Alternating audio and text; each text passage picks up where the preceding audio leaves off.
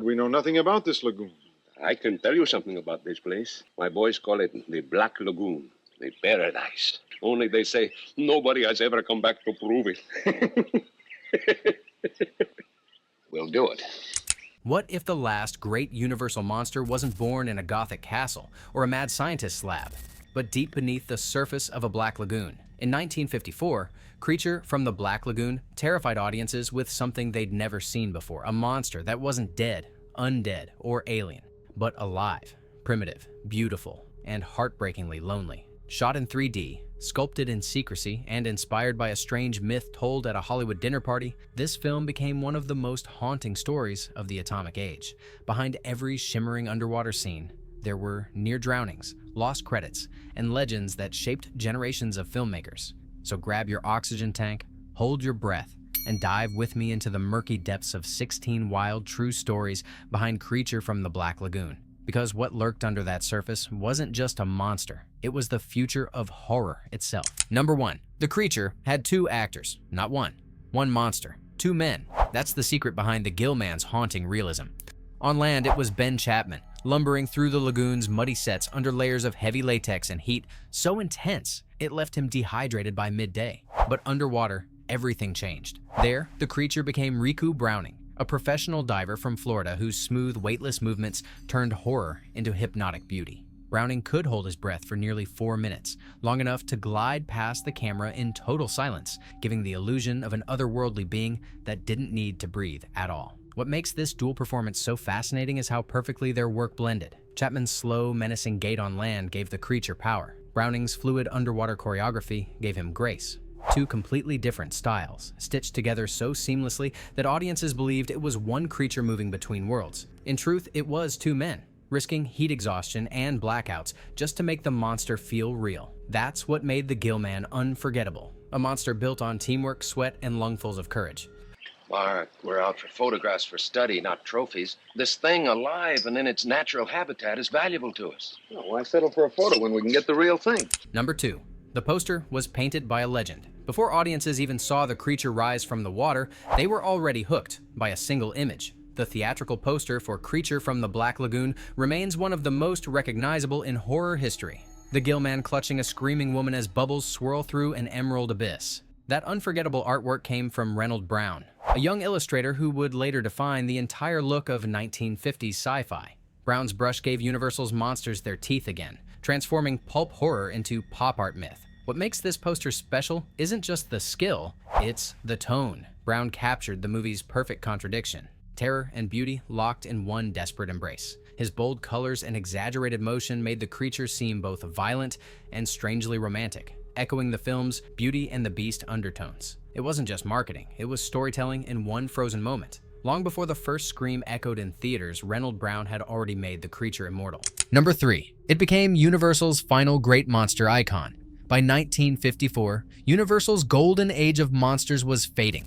Dracula's cape had lost its shadow. Frankenstein's bolts were more nostalgia than nightmare, and the Wolfman's howl echoed mostly on late-night TV.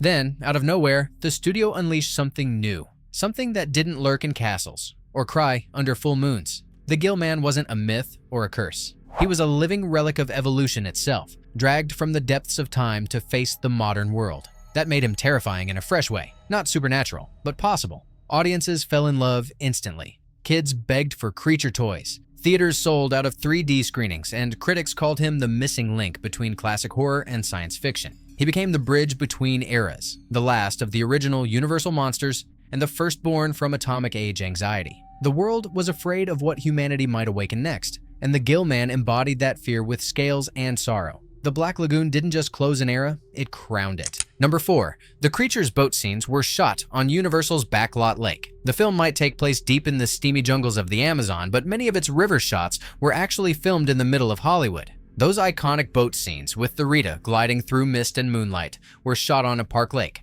a man-made body of water on Universal's own backlot. The same lake had hosted Frankenstein's monster, the Invisible Man, and even Abbott and Costello, a quiet patch of California that somehow transformed into the edge of the unknown every time the cameras rolled. Cinematographers filled the tank with fog, hung vines from cranes, and shot low to hide the studio walls. Between takes, actors stepped from the Amazon straight into parking lots and coffee breaks, but on film, it worked. The shadows, the reflections, the still water, it felt real. That's the magic of old Hollywood. A few tricks, some clever lighting, and suddenly, you're 1,000 miles away. In truth, the scariest part of the Amazon was only a few steps from stage 12. There he is!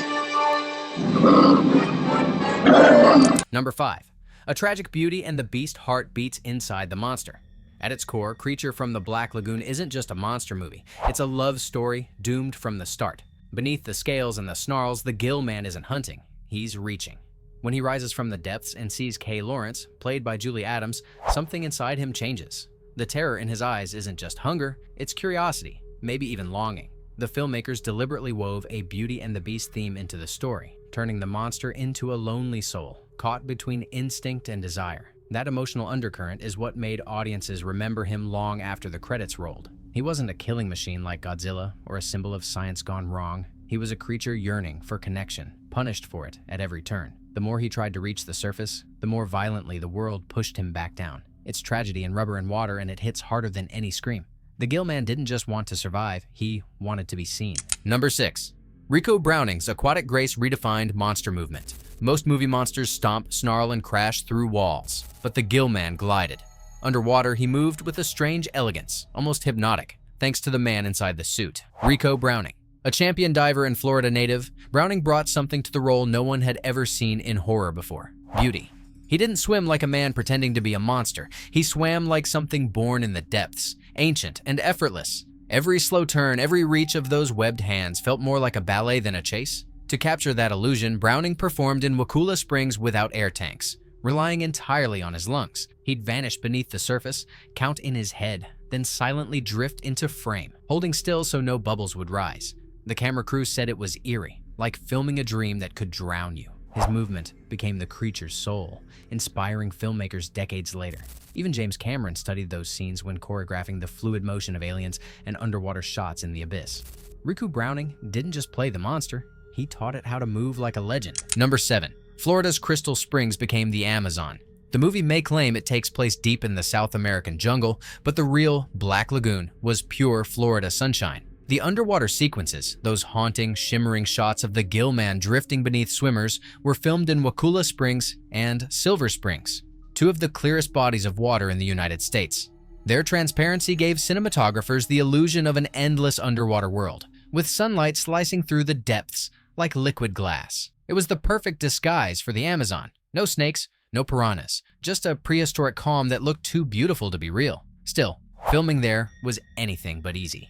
Divers fought unpredictable currents. Browning risked blackouts, holding his breath for minutes at a time, and the camera crew had to hide every air bubble to keep the illusion alive. Locals who visited the set swore the water seemed to come alive during filming, schools of fish darting away as if they knew the monster was coming. It was all movie magic, but under that Florida heat, it felt like the jungle was breathing too. The Amazon may have been fake, but the danger was real. Number 8.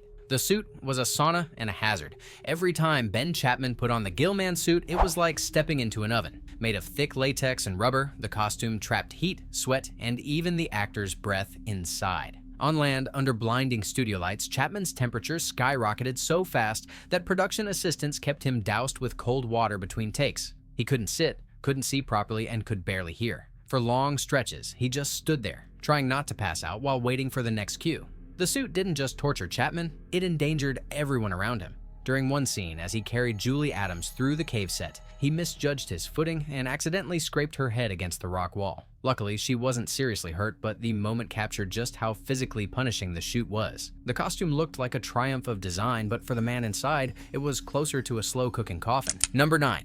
Underwater ballet. By a stunt double you never knew existed. That ethereal underwater dance between the creature and Kay Lawrence remains one of the most haunting images in 1950s cinema, but it wasn't Julie Adams gliding through the lagoon. The woman floating above the gill-man's shadow was Ginger Stanley Hallowell, a professional swimmer and stunt performer who doubled for Adams during the underwater scenes. Filmed in Wakula Springs, the sequence looks like a slow-motion waltz between predator and prey, or maybe between loneliness and curiosity. Every turn of her body, every brush of his claws, told a silent story the dialogue never could. The filming, however, was anything but graceful. Hallowell had to perform blind, wearing a thin white bathing suit in cold spring water with limited visibility. Riku Browning, in full creature costume, approached from below without goggles, relying purely on memory to hit his marks. One misstep, and he risked slamming into her or losing precious air. But somehow, it all clicked. Two performers moving in perfect sync, suspended between danger and poetry. It wasn't choreography. It was instinct, captured in one impossible breath.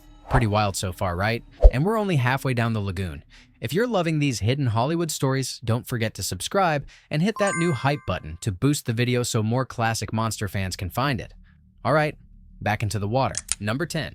Julie Adams was terrified of the creature, on and off set. Julie Adams may have been the film's heroine, but she wasn't acting when she looked scared. Off camera, she openly admitted that the idea of swimming in Florida's murky waters terrified her. The thought of unseen creatures beneath her feet, snakes, gators, who knows what, was enough to make her freeze. When director Jack Arnold asked her to enter the lagoon, she flat out refused for several takes until stunt double Ginger Stanley stepped in. Even then, Adams couldn't shake the unease of filming beside a rubber-clad monster that looked a little too real in the dim light. During shooting, her fear found its way into the performance. When Ben Chapman or Riku Browning reached for her as the creature, her panic wasn't staged. It was genuine. She later recalled moments where she had to remind herself it was just a movie, even as the water closed around her and those webbed claws brushed her skin. That authenticity gave the film its pulse, real fear wrapped in fantasy. It turns out, the creature didn't need to act to make Julie scream. Number 11. The creature's look was designed by a woman, then buried by history. The gill-man's design, those wide black eyes, ribbed gills, and reptilian grace, didn't come from a studio committee or a gruff makeup head. It came from Millicent Patrick, a brilliant artist and animator who once worked at Disney before joining Universal's makeup department. Patrick's sketches gave the creature its unmistakable silhouette, blending amphibian anatomy with something eerily human. She even toured to promote the film, posing proudly beside her creation, until her own boss, makeup chief Bud Westmore, decided he didn't like sharing the spotlight. Westmore ordered Patrick's name erased from publicity, taking credit for the creature himself. For decades, history forgot her contribution, and her name vanished from Universal's official records. It wasn't until film historians uncovered internal memos and promotional photos in the early 2000s that Patrick's role was finally recognized. Today, her legacy is celebrated in books, documentaries, and even exhibitions at the Smithsonian, proof that behind every monster, there's often a forgotten genius. Millicent Patrick didn't just design the creature, she gave him a soul. Number 12. The music that defines the monster went uncredited. Every time the creature appears, 3 piercing notes slash through the silence. A sound so primal it feels like fear itself surfacing. That shriek of brass became one of cinema's most recognizable monster themes, right up there with the screech of Psycho's violins. But here's the twist. The composers behind it never got their due. The iconic creature motif wasn't written by one person, but by 3. Herman Stein, Hans J. Salter, and a young Henry Mancini, years before he'd write the Pink Panther theme. Universal's studio system treated music like background wallpaper, recycling cues from film to film. None of the composers were officially credited, even though their combined work gave the gill-man his heartbeat. That sharp musical sting turned a man in a rubber suit into something alive. It warned the audience before they even saw him. Critics later noted how the score almost acted as a character itself, stalking the film's heroes from underwater. The creature might vanish into the depths, but that sound still surfaces every time horror wants to make you flinch. Number 13. A legend was born from a dinner party myth. The seed for Creature from the Black Lagoon didn't come from a studio brainstorming session. It came from a ghost story told over wine and cigarettes. In the early 1940s, producer William Allen attended a dinner party hosted by director Orson Welles. Among the guests was Mexican cinematographer Gabriel Figueroa, who told a strange legend from the Amazon about half-human fish people who lived in hidden lagoons and would kidnap maidens from nearby villages. The image stuck in Allen's mind like a haunting. Years later, while working at Universal, he dug out his old notes labeled The Sea Monster, and the gill-man began to take shape. From that single, drunken tale, grew one of cinema's most enduring creatures. Allen and screenwriter Harry Essex spun the myth into science fiction, replacing curses with evolution and giving the legend a tragic pulse. What began as folklore around a dinner table became a mirror for mankind's obsession with the unknown, that primal fear of what might still be lurking just beneath the surface. It turns out, the creature didn't crawl from the swamp. He crawled out of a story told in the dark. Number 14. It was filmed in true polarized 3D. When Creature from the Black Lagoon hit theaters in 1954, audiences didn't just watch it, they ducked. Universal released the movie using a dual-strip polarized 3D system, projecting two reels simultaneously through synchronized lenses. Viewers wore polarized glasses, not the red and blue paper kind, to experience monsters leaping straight from the screen. For many kids, it was their first taste of true cinematic immersion, and their first reason to spill popcorn in terror. The 3D craze was Hollywood's weapon against television, promising spectacle that home screens couldn't deliver. But pulling it off wasn't easy. Cameramen wrestled with bulky rigs the size of refrigerators, and every underwater shot had to be recalibrated for stereoscopic depth. Even Riku Browning's graceful movements were designed to accentuate the illusion, arms extending toward the lens, claws reaching just past the audience's noses. Most 3D films of the era faded into novelty, but Creature from the Black Lagoon proved the format could feel alive. For a moment, fear itself existed in 3 dimensions. Number 15. Guillermo del Toro's dream remake came true. Sort of. As a kid, Guillermo del Toro didn't see the gill-man as a monster. He saw him as misunderstood. To him, the tragedy of Creature from the Black Lagoon wasn't the horror, but the heartbreak. So when he became a filmmaker, del Toro pitched Universal a bold remake. The same story, but told through the creature's eyes. In his version, the monster and the woman wouldn't just share a connection, they'd fall in love. The studio passed, saying audiences wanted screams, not romance. Del Toro left that dream behind, or so it seemed. Decades later, he built his own Lagoon.